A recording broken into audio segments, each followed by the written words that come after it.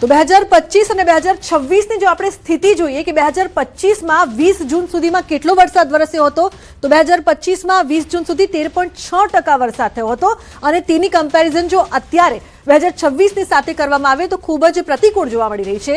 2026 માં 20 જૂન સુધી માત્ર 2.2% વરસાદ નોંધાયો છે। રાજ્ય માટે તો આ ચિંતાજનક સમાચાર છે, પરંતુ ખેડૂતો પણ ચિંતામાં મુકાયા છે। આ 2025 ના આંકડા 20 જૂન સુધી 13.6% વરસાદ, જ્યારે 2026 માં 20 જૂન સુધી નહીવત વરસાદ 2.2%। અન્ય સમાચારની પણ વાત કરીશું। અરવલ્લીના મોડાસામાં પાણીની ટાંકી તોડાઈ છે। મોડાસાના વારીગૃહમાં જર્જરિત ટાંકી ધડામ દુર્ઘટના બને તે પહેલા તંત્રએ તોડી ટાંકી। 9 લાખ લીટરની ટાંકી જમીનદોસ્ત કરવામાં આવી છે। તો વર્ષ 1992માં નિર્માણ પામેલ 9 લાખ લીટરની ટાંકી જર્જરિત થતા કાર્યવાહી કરવામાં આવી છે। મોડાસા પાલિકા અને પાણી પુરવઠા વિભાગે કામગીરી કરી છે। તો પાલિકા પ્રમુખ સીઓ ભદ્રેશભાઈ પટેલના માર્ગદર્શન હેઠળ સફળતાપૂર્વક ટાંકીને દૂર કરાઈ છે। વારીગૃહ ખાતે નવીન આકાર પામેલ 15 લાખ લીટરની પાણીની ટાંકી તૈયાર। જે પ્રકારથી ટાંકી આપ જોઈ રહ્યા છો, જે જર્જરિત હાલતમાં પણ હતી, તેને તોડી પાડવામાં આવી છે। અરવલ્લીના મોડાસામાં પાણીની ટાંકી તોડાઈ છે, જેના દ્રશ્યો સામે આવ્યા છે।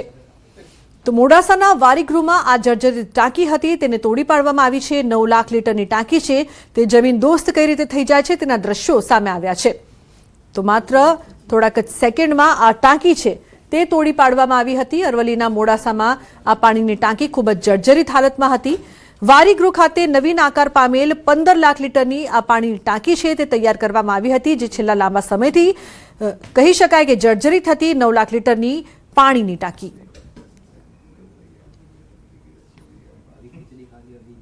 અન્ય સમાચાર, વાવ થરાદથી ગૌ સર્કલ પાસે ટ્રિપલ અકસ્માત, ટ્રક, ટ્રેક્ટર અને બાઇક વચ્ચે અકસ્માત સર્જાયો છે। તો અકસ્માતમાં બાઇક સવારનું ઘટના સ્થળે મોત નીપજ્યું છે। સિમેન્ટ ભરેલું ટ્રેક્ટર પલટી ગયું હતું। ટ્રક ચાલક ટ્રક લઈને ઘટના સ્થળેથી ફરાર થયો હતો। તો અકસ્માત બાદ લોકોના ટોળે-ટોળા ઉમટ્યા હતા। તો ટ્રિપલ અકસ્માતની ઘટના વાવ થરાદમાં ગૌ સર્કલ પાસે બની હતી। આ સમગ્ર ઘટના બાદ લોકોનું ટોળું એકઠું થયું હતું। ટ્રક, ટ્રેક્ટર અને બાઇક વચ્ચે અકસ્માત સર્જાયો હતો। અકસ્માતમાં બાઇક સવારનું ઘટના સ્થળે મોત નીપજ્યું છે। તો ટ્રક ચાલક ટ્રક લઈને ઘટના સ્થળેથી અકસ્માત સર્જીને ફરાર। વગર વરસાદે વડોદરા શહેરના રસ્તા પર પાણીનું સામ્રાજ્ય છે। હરિનગર બ્રિજ નીચે પાણીનો બેફામ વેડફાટ થતો જોવા મળ્યો છે। પીવાના પાણીની લાઇન તૂટી જતા લાખો ગેલન પાણીનો વેડફાટ થયો છે। તો પાણીની કામગીરી દરમિયાન લાઇન તૂટી જતા માર્ગ પર પાણી જ પાણીનો વેડફાટ થતા દ્રશ્યો સામે આવ્યા છે। કોન્ટ્રાક્ટર બેદરકારીના કારણે નાગરિકોને હાલાકી। એક તરફ પાણીનો વ્યય થઈ રહ્યો છે, તો બીજી તરફ વિસ્તારમાં પાણીને લઈને મુશ્કેલી સર્જાઈ છે।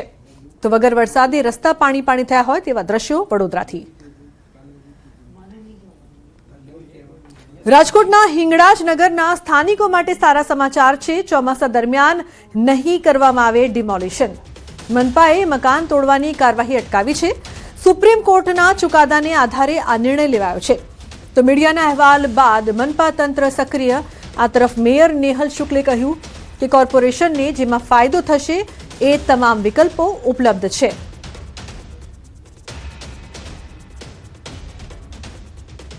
ચોમાસું છે, સુપ્રીમ કોર્ટના જજમેન્ટ અનુસાર અને માનવીય દ્રષ્ટિકોણથી કોઈ અત્યારે ડિમોલિશન ન કરવું એવું અમે નક્કી કરેલું છે। કોર્પોરેશનને જેમાં ફાયદો થશે એ બધા ઓપ્શન ઓપન છે। અન્ય સમાચારની વાત કરીએ તો ભરૂચની હાંસોટ પોલીસની મોટી કાર્યવાહી સામે આવી છે। ખેતીવાડીની વીજલાઈનના વાયર ચોરી કરતી આંતર જિલ્લા ટોળકીનો પર્દાફાશ કરવામાં આવ્યો છે। પોલીસે 12 આરોપીની ધરપકડ કરી છે। હાંસોટ અને પાનોલી વિસ્તારમાં નોંધાયેલા 4 ગુનાઓનો ભેદ ઉકેલ્યો છે।